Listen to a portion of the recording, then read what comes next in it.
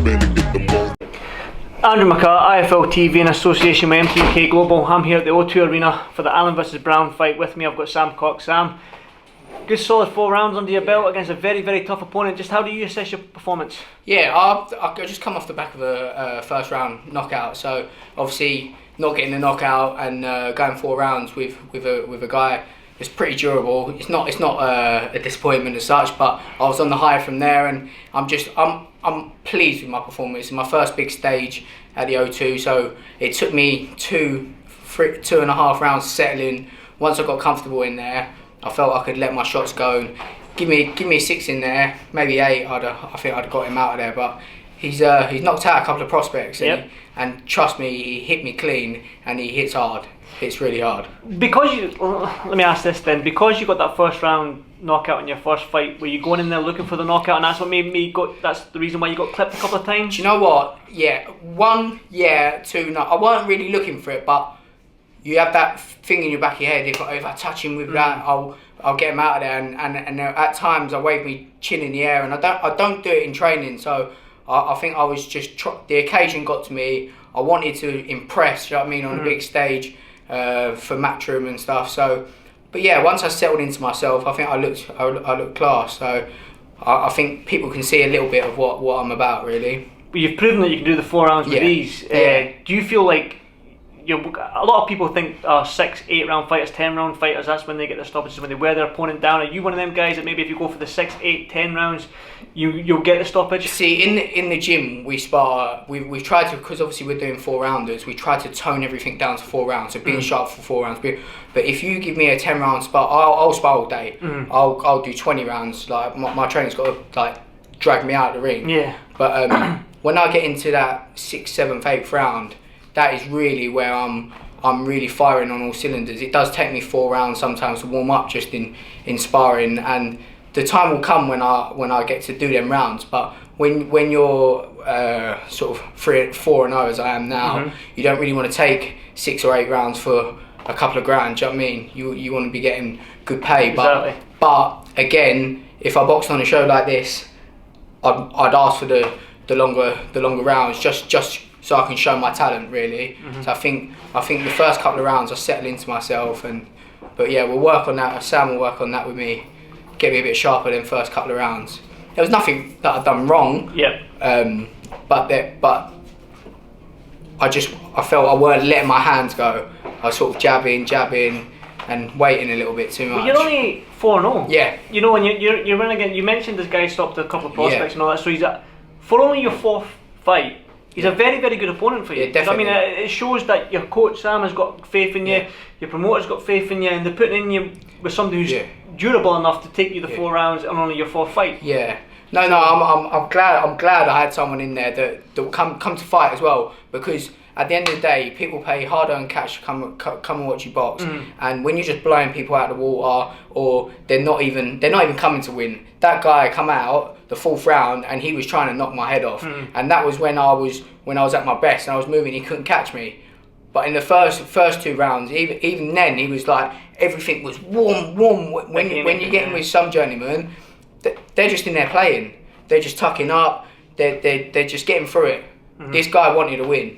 Which is great. This is what I want. I want testing fights, and obviously back end of next year when we're looking at going sort of longer distances and for titles, stuff like that's going to hold me in great stead. I know I've got a great chin in the gym, but now I've proved it on a big stage that I've got a good chin. Definitely. So, well, I looked on your box rec. You had 1 fight in 2017, 1 fight in 2018. You've had 2 fights so far. So what's the plan for the rest of this year? I'm out again in June, so I'm out again in June, so I'm staying very, very active. Basically, I've done an interview with iFilm a couple of months ago. My mum had cancer, and she sadly passed away in January. So I took a year out to care with my sister for her, and I put my boxing on the back burner just because when I'm boxing, I'm a selfish person. I have no time for my girlfriend, for my friends, my family. He's my best mate and trainer, Sam. We'll get Sam in because I want to see Sam's point of view and how. I don't put him no top. I don't ever think it's the same. You've got the same. You got the 6-pack there, have you not? So yeah. you come. But basically, people hate me when I'm boxing. I haven't got time for anyone. I've got to lock myself in the gym. If people want me to do stuff, I'm not doing it. I'm solely focused. So I couldn't do it. I couldn't do it because I'd have had to put my mum to one side, and I couldn't.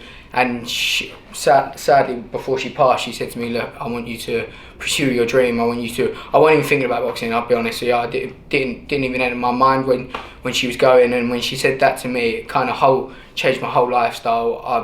I'm actually quite emotional here because it's quite nice that you're saying this. No, I swear it changed my life, and the only reason why I'm here today is because of my mum, and we No,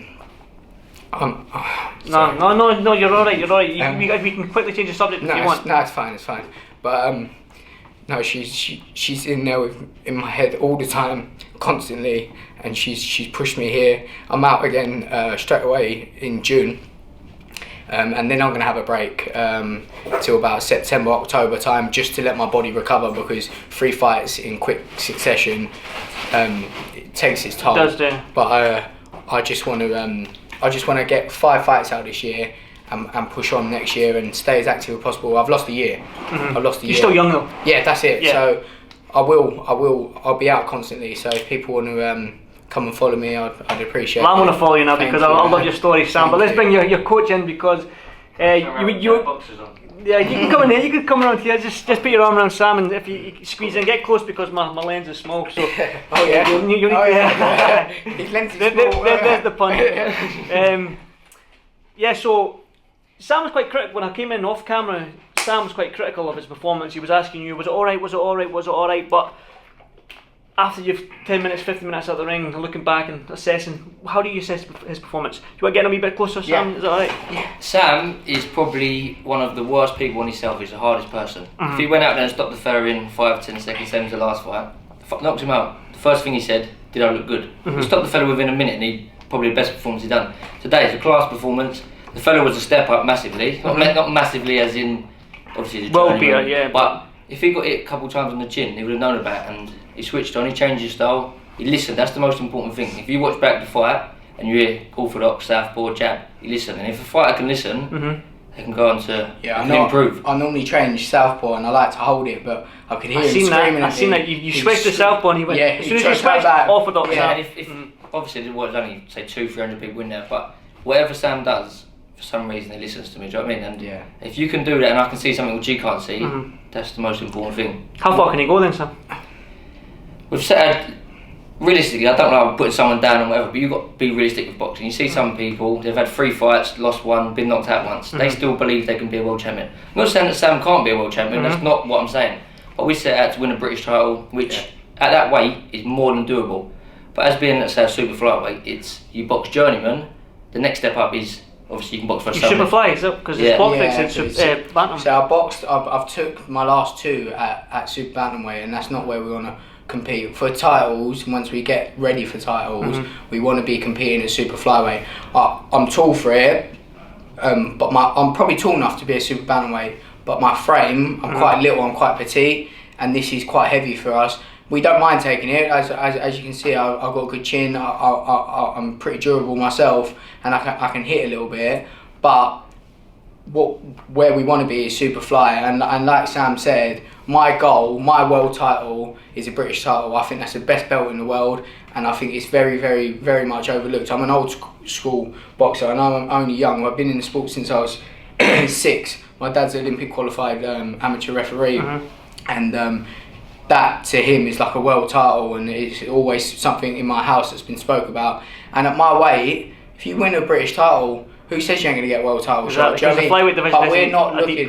But we're not looking at that. Our main goal is a British title, and we'll see. We'll see if we can push step by step. That's it. But like we're not even looking at that in a minute. We're looking at just obviously staying undefeated and going the right route. Maybe sort of like a English or Southern area title, maybe 2020. Just like we said, we've had the year out. We've had 2 fights straight away.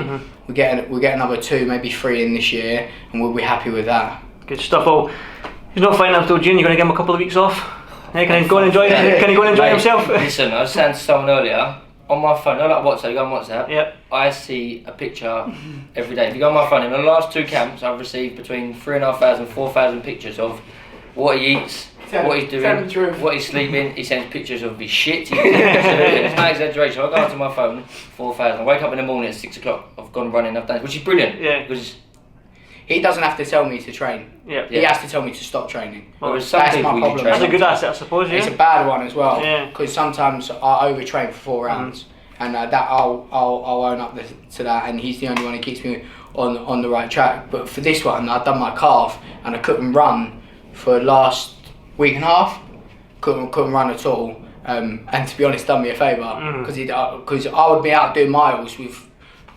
I don't even need to ball down for the weight because it's 2 weights above. But I'll be wrapping up. Why? It's just. It's the mindset. Yeah, I suppose, the mindset of a fighter. But we're getting there. He's my best mate, and we've been mates since the age of 11, 12. So this is a special relationship, and we've always said like, if 2 best mates, young kids, can go and win the British title, what a story! And I'll never ever box ever with anyone else other than this man next to me.